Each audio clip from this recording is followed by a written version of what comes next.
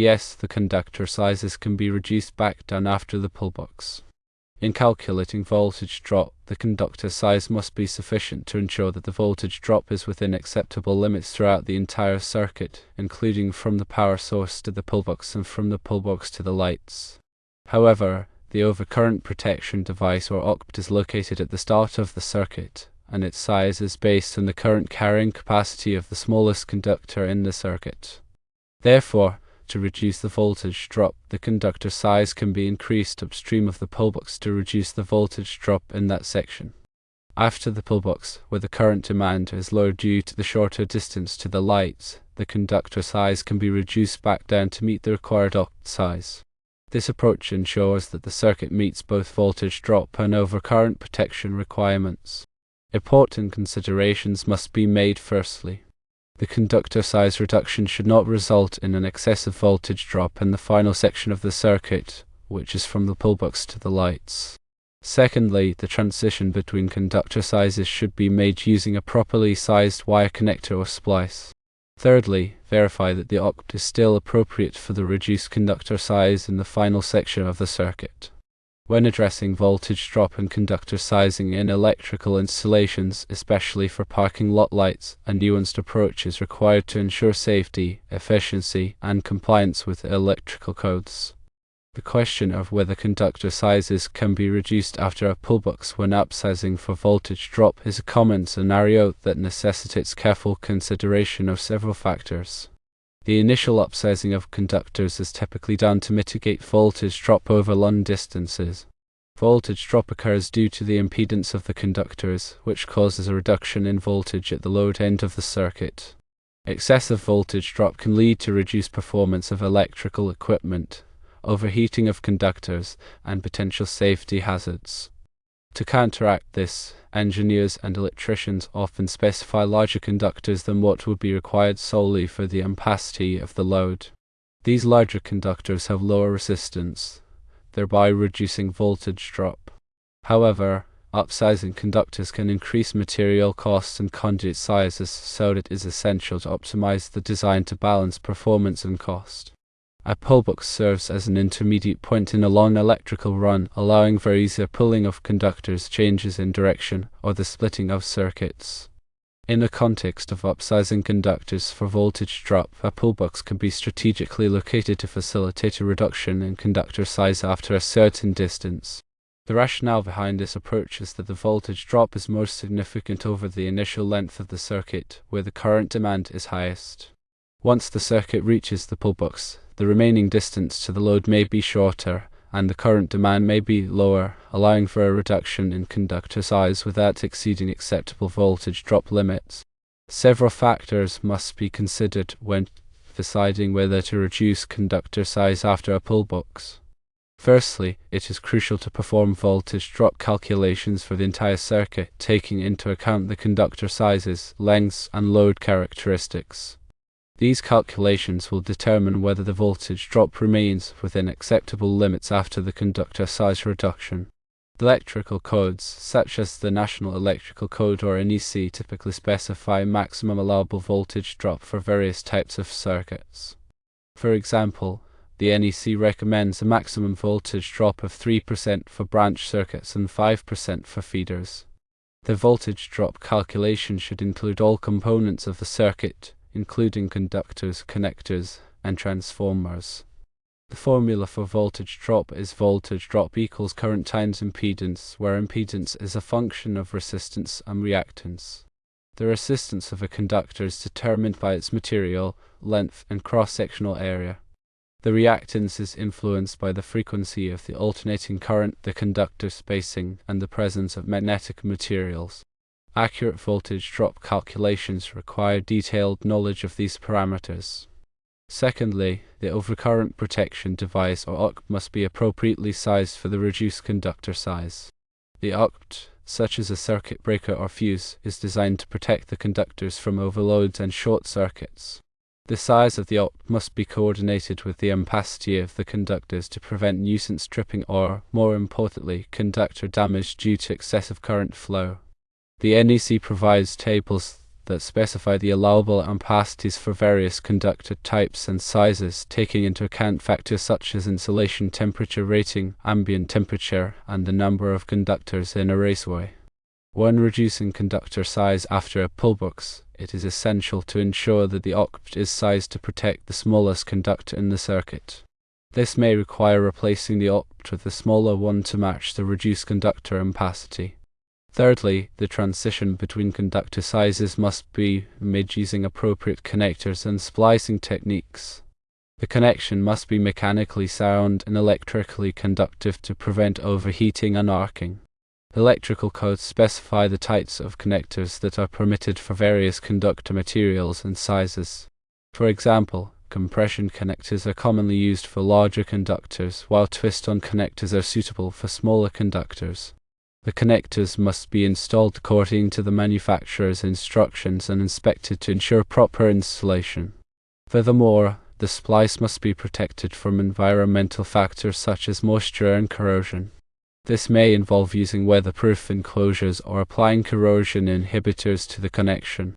Fourthly, the installation must comply with all applicable electrical codes and standards. The NEC is the most widely adopted electrical code in the United States, but local jurisdictions may have additional requirements or amendments. It is the responsibility of the electrical contractor or engineer to ensure that the installation meets all applicable codes and standards. This includes obtaining the necessary permits, performing inspections, and documenting the installation. Failure to comply with electrical codes can result in fines, delays, and potential safety hazards. In the context of parking lot lighting, several additional considerations are relevant. Parking lot lights are typically subjected to harsh environmental conditions, including exposure to sunlight, moisture, and temperature extremes. The conductors and connectors must be rated for these conditions to ensure long-term reliability. Furthermore, parking lot lights may be controlled by timers, photocells, or other control devices. The wiring for these control circuits must be properly sized and protected to prevent malfunctions. Additionally, parking lot lights may be mounted on poles or other structures that require grounding. The grounding system must be designed to provide a low impedance path for fault current to return to the source, thereby minimizing the risk of electric shock. The NEC specifies the requirements for grounding and bonding electrical systems. In summary, reducing conductor size after a pullbox when upsizing for voltage drop is a viable strategy, but it requires careful consideration of voltage drop calculations, overcurrent protection, conductor connections, and compliance with electrical codes. The decision to reduce conductor size should be based on a thorough engineering analysis and a clear understanding of the electrical system. By following these guidelines, engineers and electricians can optimize electrical installations for performance, safety, and cost-effectiveness. Let's delve deeper into the technical aspects and considerations involved in upsizing conductors for voltage drop and subsequently reducing their size after a pullbox, particularly in the context of parking lot lighting. Firstly, understanding voltage drop calculations is paramount. The voltage drop in a conductor is directly proportional to the current flowing through it and the impedance of the conductor. The formula for voltage drop, as mentioned earlier, is voltage drop equals current times impedance. However, impedance itself is a complex quantity, especially in alternating current or AC circuits. Impedance consists of two components, resistance and reactance. Resistance is the opposition to current flow due to the material properties of the conductor. Reactance, on the other hand, is the opposition to current flow due to the inductance and capacitance of the circuit. Inductive reactance is caused by the magnetic field generated around the conductor carrying alternating current, while capacitive reactance is caused by the electric field between conductors. In most practical applications, inductive reactance is the dominant factor, especially in power distribution systems. The impedance can be calculated using the formula impedance equals the square root of resistance squared plus reactance squared. Once the impedance is known, the voltage drop can be calculated using the formula mentioned earlier. The voltage drop calculation must be performed for each section of the circuit, taking into account the conductor size, length, and current. The total voltage drop is the sum of the voltage drops in each section. As a general rule, the voltage drop should be minimized to ensure proper operation of electrical equipment. Excessive voltage drop can cause lights to dim, motors to run slowly, and electronic devices to malfunction. Electrical codes typically specify maximum allowable voltage drop for various types of circuits. For example, the NEC recommends a maximum voltage drop of 3% for branch circuits and 5% for feeders. These limits are intended to ensure that electrical equipment receives adequate voltage for proper operation. Secondly, overcurrent protection is a critical aspect of electrical safety.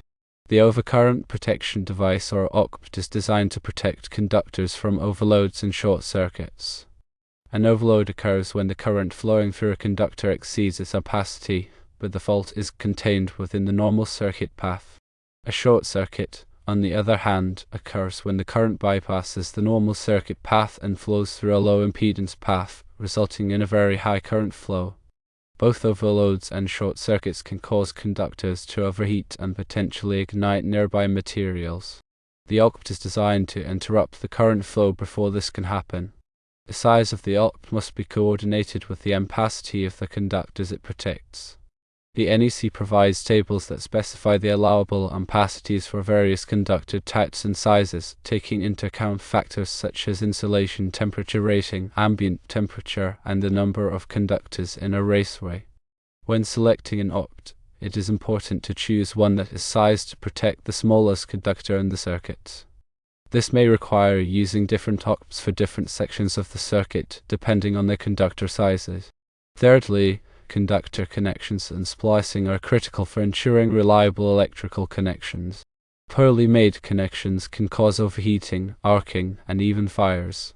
Electrical codes specify the types of connectors that are permitted for various conductor materials and sizes. For example, compression connectors are commonly used for larger conductors, while twist-on connectors are suitable for smaller conductors. The connectors must be installed according to the manufacturer's instructions and inspected to ensure proper installation. The connection must be mechanically sound and electrically conductive to prevent overheating and arcing. Furthermore, the splice must be protected from environmental factors such as moisture and corrosion. This may involve using weatherproof enclosures or applying corrosion inhibitors to the connection. When splicing conductors of different sizes, it is important to use connectors that are specifically designed for this purpose. These connectors typically have different sized openings for the different conductors and provide a secure and reliable connection. Fourthly, grounding and bonding are essential for electrical safety. Grounding is the process of connecting the electrical system to the earth, while bonding is the process of connecting various metal parts of the electrical system together. The purpose of grounding and bonding is to provide a low impedance path for fault current to return to the source, thereby minimizing the risk of electric shock. The NEC specifies the requirements for grounding and bonding electrical systems. The grounding system must be designed to provide a low impedance path for fault current to return to the source. This typically involves using a grounding electrode, such as a ground rod or a metal water pipe, to connect the electrical system to the earth. The bonding system must connect all metal parts of the electrical system together, including conduits, enclosures, and equipment. This ensures that all metal parts are at the same potential, minimizing the risk of electric shock. In the context of parking lot lighting, grounding is particularly important because the lights are often mounted on metal poles or structures. The grounding system must be designed to ensure that the poles and structures are properly grounded, even in the event of a fault. Additionally, the wiring for the lighting system must be protected from physical damage. This may involve using underground conduits or installing the wiring in a protected location. Finally, compliance with electrical codes and standards is essential for ensuring electrical safety. The NEC is the most widely adopted electrical code in the United States, but local jurisdictions may have additional requirements or amendments. It is the responsibility of the electrical contractor or engineer to ensure that the installation meets all applicable codes and standards. This includes obtaining the necessary permits, performing inspections, and documenting the installation. Failure to comply with electrical codes can result in fines, delays, and potential safety hazards. In summary, upsizing conductors for voltage drop and subsequently reducing the size after a pullbox is a complex task that requires careful consideration of several factors. These factors include voltage drop calculations, overcurrent protection, conductor connections, grounding and bonding, and compliance with electrical codes. By following these guidelines, engineers and electricians can optimize electrical installations for performance, safety, and cost effectiveness.